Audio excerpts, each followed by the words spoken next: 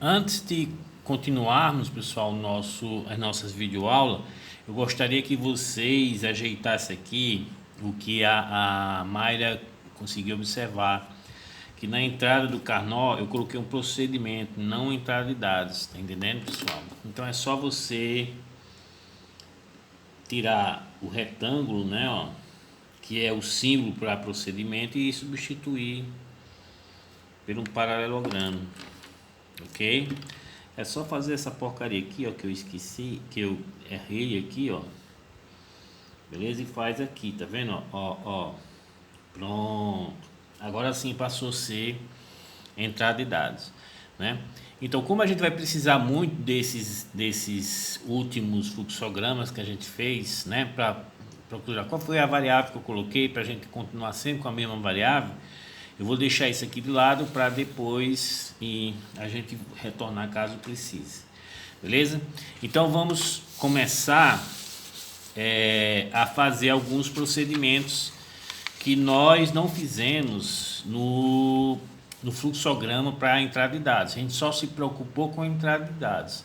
Nenhum procedimento a gente fez lá, né? Mas, por exemplo, nós não determinamos os vãos das barras. Agora sim a gente vai determinar, mas isso poderia ter sido feito lá assim que você entrou com a conexidade das barras, ou seja, dizendo onde ela começava, onde ela terminava, você já tem condições de achar esse L. Né? Eu coloquei aqui na forma do vetor. Então, primeiramente, pessoal, esse L, ele tem a ordem de quê?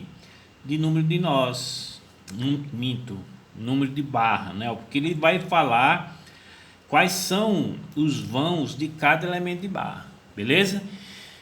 Viga é simples, pessoal. Viga é simples, mas vocês têm que ter cuidado nesse L quando você for para pórtico. Porque eu vou explicar por quê. Porque se eu quero trabalhar com viga, bem tranquilo, né? É só pegar o que? O vão.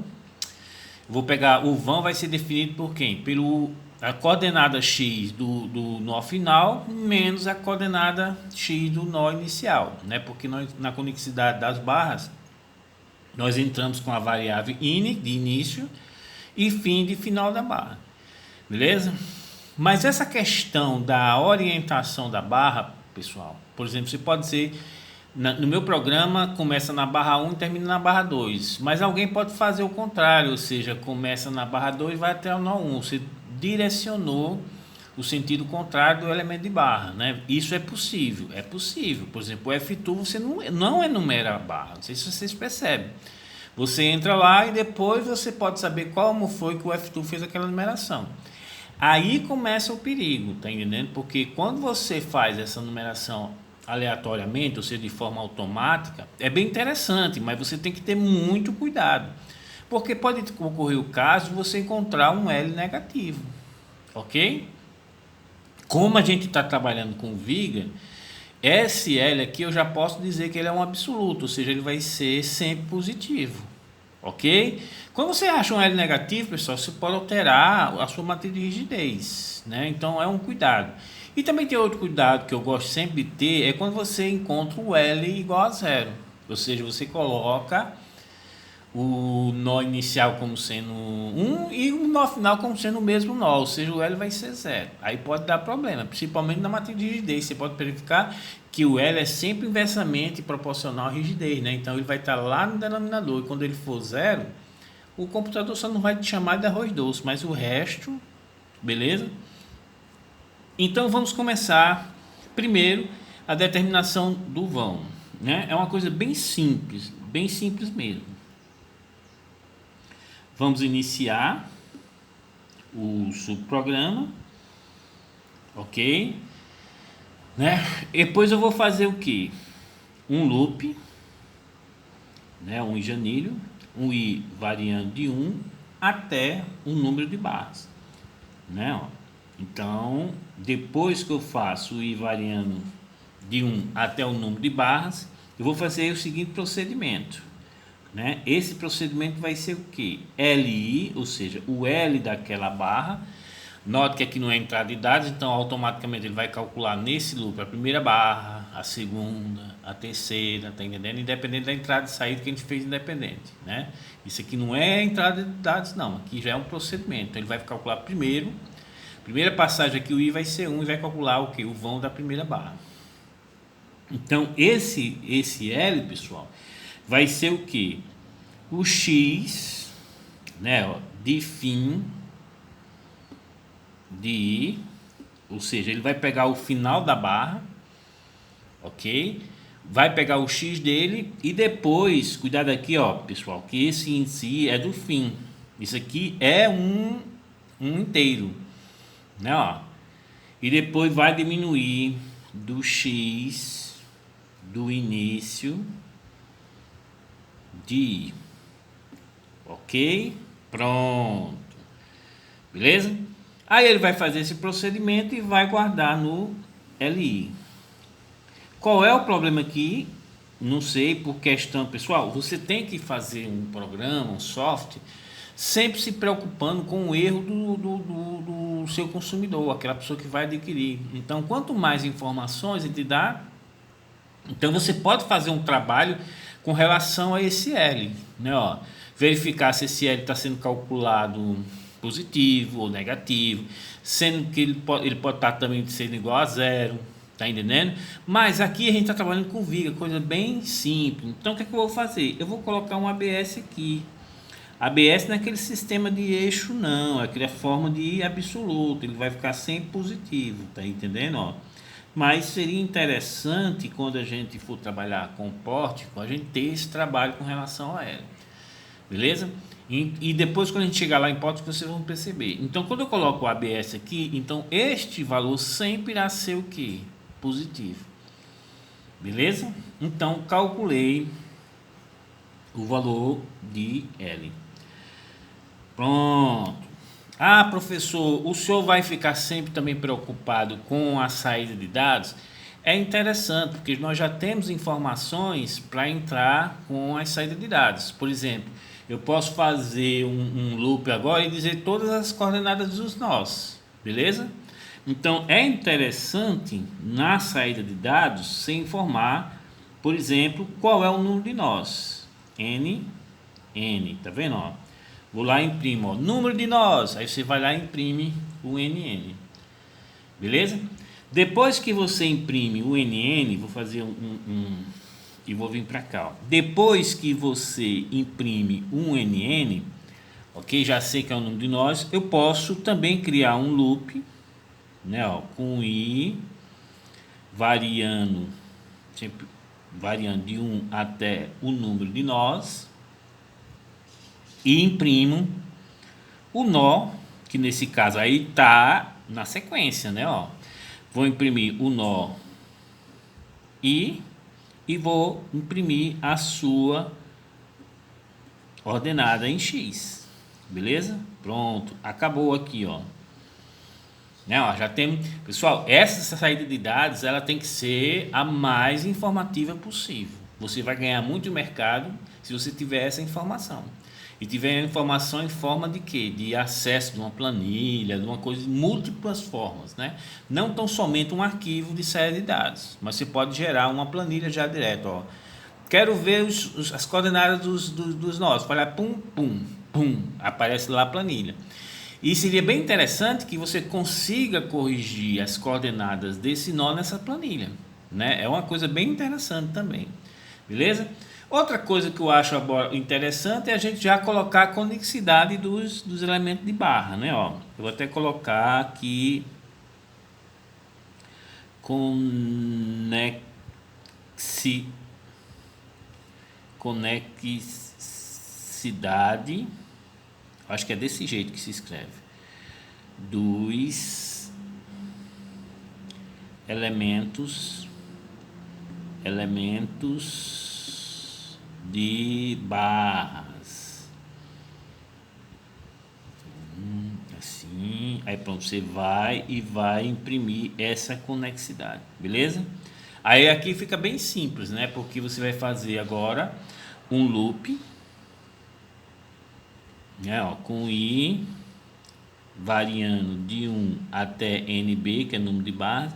E professor, se eu esquecer de de escrever o número de barras, de imprimir, né, na saída. Não tem importância não, né? A partir do número de nós, ou seja, mas seria interessante também, se vocês quiserem, pode colocar. Aí nesse caso, vocês vão imprimir. Era bom criar também um cabeçalho, que eu não coloquei, pessoal. Não vão perder muito tempo com isso aqui, porque vocês têm mais tempo em casa, vocês ficam trabalhando com relação à beleza da tabelinha, tudo no mesmo formato, um embaixo do outro, né, no espaçamento adequado, beleza, né? Ó.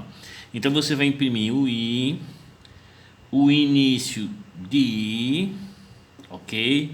O fim de I. Então você vai colocar lá no cabeçalho barra, início, fim, tá entendendo? Já tem o L que a gente calculou aqui, vou imprimir também o L de I, ok?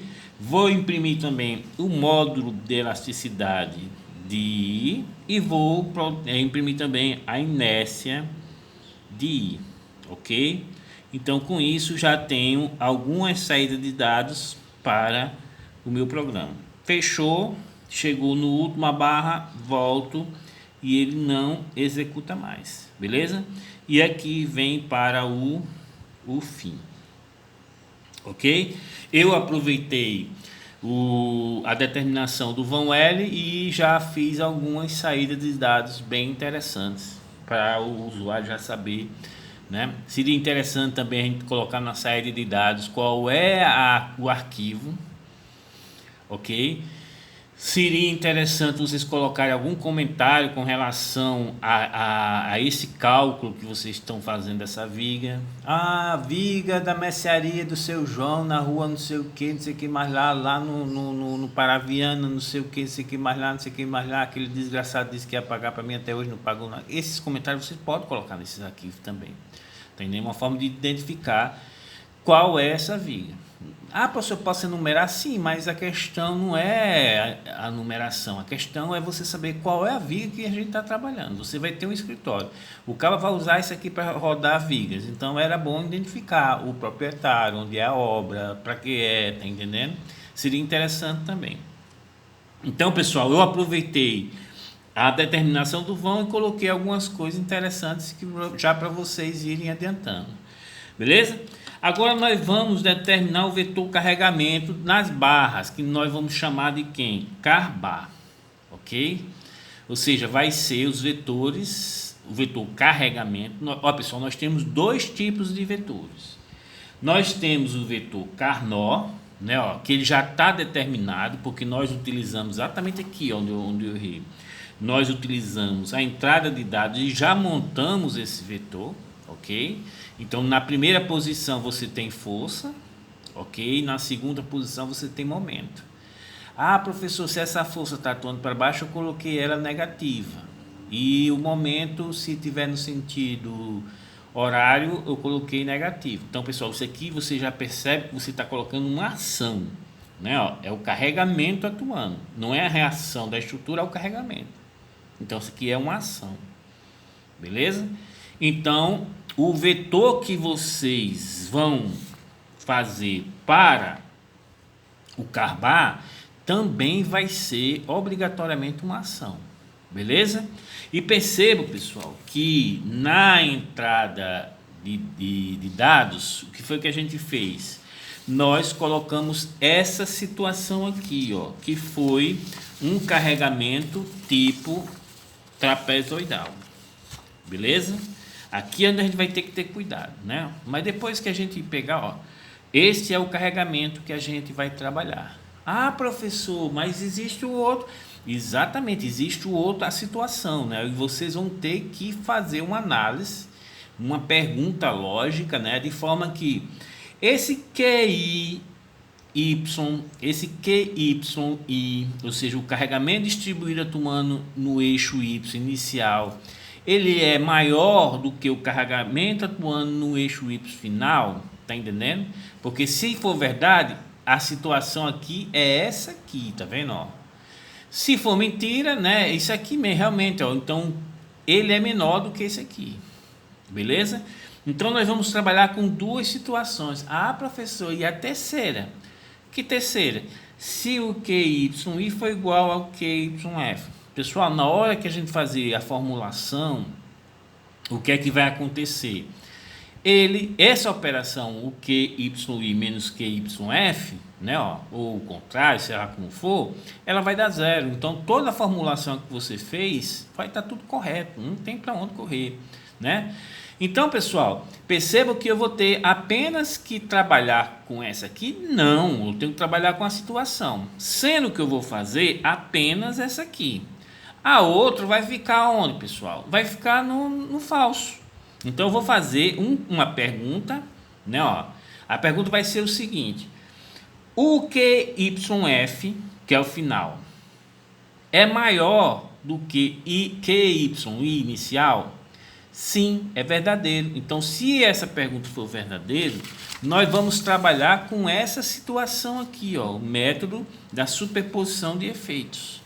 Né, ó, eu tenho essa estrutura aqui, né, ó, e ela vai ser equivalente ao somatório deste carregamento distribuído, ok? Mais esse carregamento triangular. Onde esse triângulo, pessoal, vai ser o que? Eu estou fazendo isso aqui, ó. Então, eu estou fazendo isso aqui. Então, esta aresta aqui vai ser igual a quem? QY final menos QYI inicial. Beleza? Então, todos os cálculos foram feitos em cima disso aqui. Beleza? Então, pessoal, note também que eu coloquei todas as estruturas bi-apoiada. Tá vendo, ó? Bi-apoiada. Então, o que é que falta para a gente ter essa equivalente? É só colocar o que, pessoal? Os momentos, né? Ó. Então, vamos lá como vocês vão perceber. Então, o que acontece? Presta atenção, eu tenho uma estrutura bi-engastada, né? Ó. Essa estrutura bi-engastada, então eu coloco aqui, ó, todas elas bi-apoiadas, né? Ó.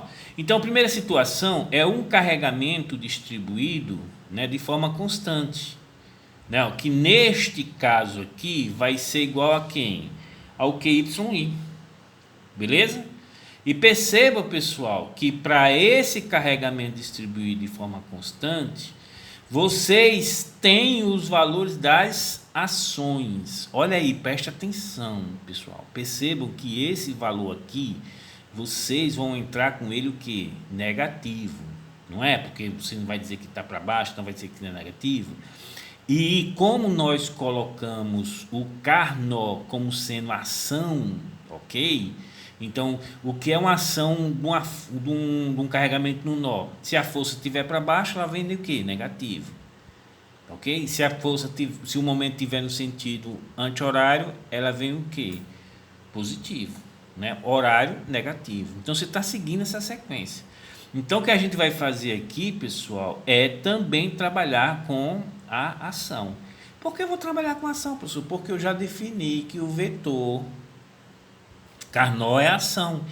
Perceba, pessoal, que muito embora esses dois vetores terem grandezas diferentes, né, ó, que eu esqueci até de colocar lá, eu vou ter que ter os dois com as mesmas características, ou ação ou reação. Como eu já escolhi ação, eu vou trabalhar com a ação, ok? Então, por isso que vocês vão ver o sentido que eu vou adotar, beleza? Então, pessoal, esse vetor Carbar, ele, diferentemente do vetor Carnot, que é 2 vezes o número de nós, ele vai ser igual a 4 vezes número de barra, ok? Então, se você tem duas barras, eu vou ter um vetor 4 vezes 2, 8. As 4 primeiras posições são relativas a um carregamento distribuído que está atuando na primeira barra. Então, eu vou ter o quê? Ordem ímpar. Força, momento, devido àquele carregamento distribuído. As próximas 4 posições, força, momento no início, força, momento no final da segunda barra. Então, é fácil porque a gente vai trabalhar, porque eu vou calcular o vetor proveniente daquele carregamento distribuído na viga que a gente está levando em consideração como exemplo. Ok, pessoal? Então, vamos lá. Se eu tenho um vetor carregamento tipo trapezoidal, eu estou dividindo em um carregamento retangular e um carregamento triangular. A partir desses valores você consegue achar qual é esse carregamento uniforme, retangular, e qual é o valor desse carregamento triangular. Todos dois eu não estou me preocupando com o momento, tá vendo? Ó, não estou me preocupando com o momento. Depois o que é que eu vou fazer? Eu vou somar os momentos provocados por quem? O que é esse QI, YI, L ao quadrado sobre 12? Ah, professor, é aquele momento de um carregamento uniforme, bigastado. Exatamente. O valor do momento de um lado é QL ao quadrado sobre 12, do outro é QL ao quadrado sobre 12. Sendo que aqui, pessoal, não sei se está bem visível aí, ó, esses momentos são ação, ok? São ação, QL ao quadrado sobre 12. Beleza? Beleza. Depois você vai lá na tabelinha, pessoal, e você vê a situação do que, ó, de engaste, aí você tem um carregamento distribuído, pode ir lá na tabelinha do professor Libânio, ver essa situação assim, ó, para um carregamento Q no vão L. Pode ir lá, tá entendendo? Aí vocês vão encontrar o que? Eu vou colocar aqui a reação, pelo amor de Deus, ó, reação, ó. Esse aqui vai ser QL ao quadrado sobre 30. E esse aqui vai ser QL ao quadrado sobre 20. Beleza? Isso aqui é a reação a esse carregamento. Mas perceba que aqui eu estou colocando o que, pessoal? A ação.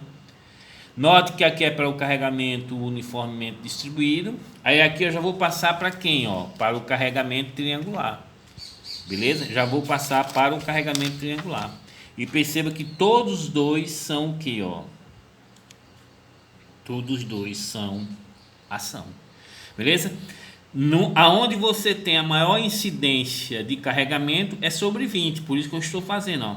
QY final menos QY inicial vezes 0 ao quadrado sobre 20. Porque a disposição desse carregamento é a maior concentração aqui. Ah, professor, por isso que a gente tem que fazer a outra situação, porque vai inverter. Exatamente. Então eu só estou fazendo, pessoal, para a afirmação, esse carregamento final é maior que o inicial, se for verdadeira.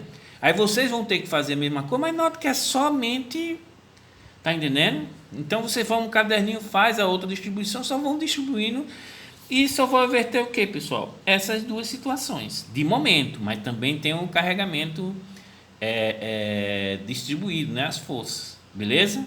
Entendido, pessoal? Então percebam que eu tenho as duas ações. Aonde você tem maior concentração do carregamento triangular é sobre 20, que é essa situação. Aonde você tem menor é sobre 30, né? Ó, lembrando que aqui eu coloquei reação e aqui eu estou colocando aqui a ação. Então perceba, pessoal, que os valores dos momentos já estão aqui. Ok. O que falta é o que, pessoal?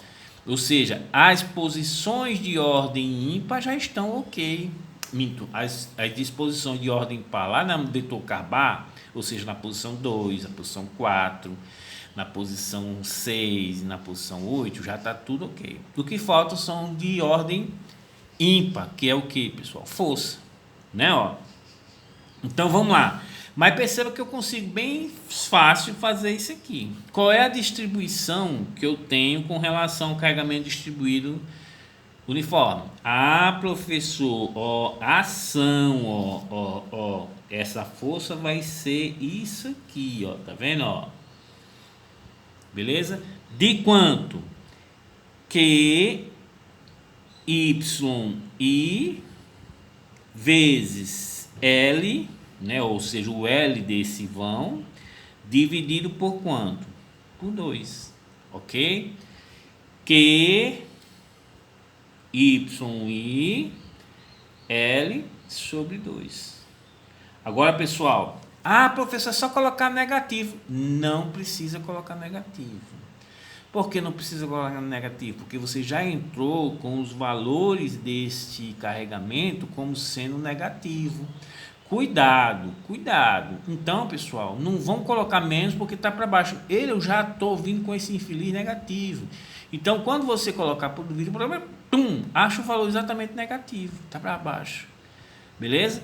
Ah, professor, mas se eu colocar aqui negativa, você vai inverter, você está calculando. Não a ação, mas sim o que, pessoal? A reação. Entendendo? Tome cuidado com relação a isso aqui. Ok? Pronto. Agora de forma triangular, pessoal. Na forma triangular. Qual vai ser as reações deste carregamento triangular? Ah, professor, o que eu aprendi é que para um carregamento distribuído uniforme é esse aqui. Sendo que quando vai ser para cá, o que é que vai acontecer? Eu vou pegar 2/3 e vou colocar aqui, porque aqui eu tenho maior concentração, tá vendo, ó? E vou pegar 1/3 e trago para cá, exatamente. Então, pessoal, vou pegar aqui, ó, essa ação aqui vai ser 2/3, né, ó, de quem, ó, que YF menos QYI, ou seja, estou pegando o carregamento final menos o inicial, vezes o L, né, ó, mas sendo que isso aqui é o que, pessoal? É um triângulo, então dividido por 2, ok? Como é 2/3, só vou cortar esse 2, você tem já a formulação, né, mas vou deixar aqui para vocês assim. Se aqui é 2/3, isso aqui vai ser o que, pessoal? Vai ser 1/3 deste carregamento aqui, ó, que é um triângulo, tá vendo? Então aqui vai ser 1/3 de quem? De QYF menos QYI, ok? Vezes L dividido por 2. E essa reação também vai ser o que? Ó, essa ação vai ser também para baixo. Beleza, pessoal? Pronto. Agora vamos lá. Agora eu tenho essa situação aqui, onde eu já defini os momentos de ação e falta definir o que? Os binários para anular esses momentos. É, professor, mas os momentos eles têm as mesmas intensidades, mas sentidos contrários, ou seja, o resultante dos dois é 0. Então não preciso de binário para anular. Exatamente. Isso aqui, pessoal, são os valores do momento que a gente vai obter nesse caso aqui, ó. Então eu tenho um momento, ação, ó, nesse sentido exatamente, e a ação aqui, ó, nesse sentido exatamente. Então aqui eu não preciso de binário, ok? Então não vai ter binário, mas nessas duas situações aí sim vai ter binário, ok? Então preste atenção, a ação é essa aqui, ó, tá entendendo? A ação é essa aqui, né, ó. Para eu equilibrar isso aqui, note que eu vou trabalhar também com ação, pessoal, porque esse momento nesse sentido vai ser anulado por esse binário, ou seja, esse aqui para cima e esse aqui para baixo. Então esse binário, muito embora ele seja reação, ele é uma ação proveniente desse momento, beleza? Ok? Pronto. Então, pessoal, o que é que vai acontecer? Eu vou pegar o valor desse momento e dividir por quem? Dividir pelo vão.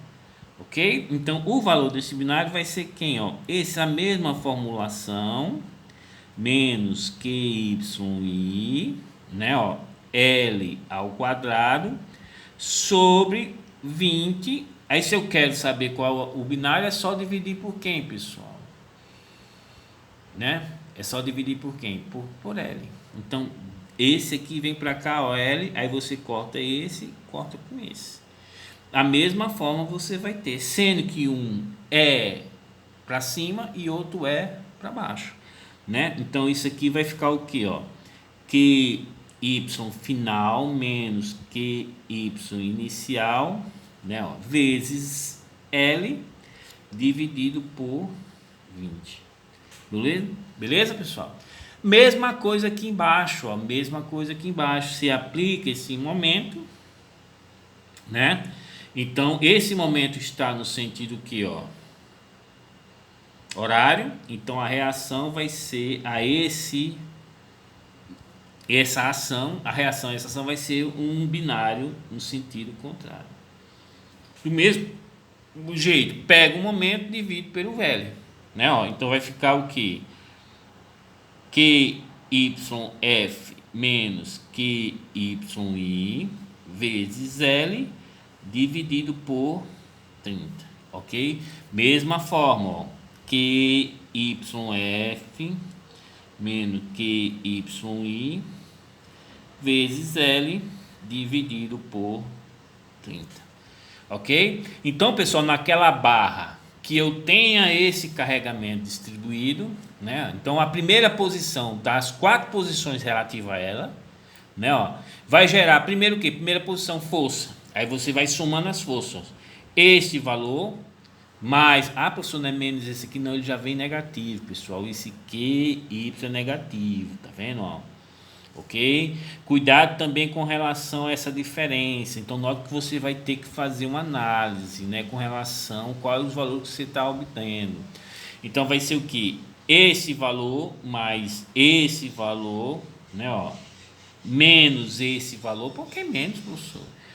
Porque essa diferença aqui, pessoal, você vai ter que fazer uma relação, né? Da mesma forma que você vai ter que fazer uma relação no if inicial, porque perceba, pessoal, que na entrada de dados, né, ó, na entrada de dados esse valor foi negativo, na entrada de dados esse aqui também foi negativo. Na hora que você perguntar, este valor aqui é maior, esse valor aqui menos esse valor aqui vai ser maior, tá entendendo? Esse valor aqui é maior que esse aqui, para ter essa consideração, perceba que esse valor aqui é negativo, né? Então você não pode fazer essa pergunta, porque vamos dizer que isso aqui seja menos 8 e aqui seja menos 2. Aí você vai perguntar, menos 8 é maior que menos 2? Não é, pessoal. Então note que você tem que ter esse cuidado também, ou seja, eu vou fazer uma relação com relação aos módulos, para ver se eu consigo